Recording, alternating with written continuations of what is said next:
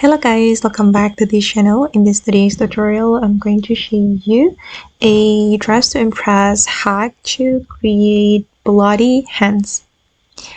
Okay, let's get into it guys. I have joined dress to impress, and first of all, you can go to this area. Wait.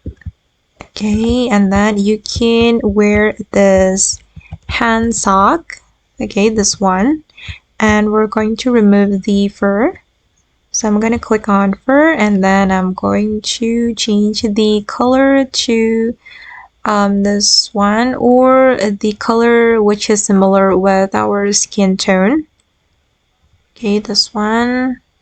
And then I'm going to, I'm going to select this wearing again, and we can go to the pattern. And to make a bloody hands, we need to choose this pattern. And it will create something like this.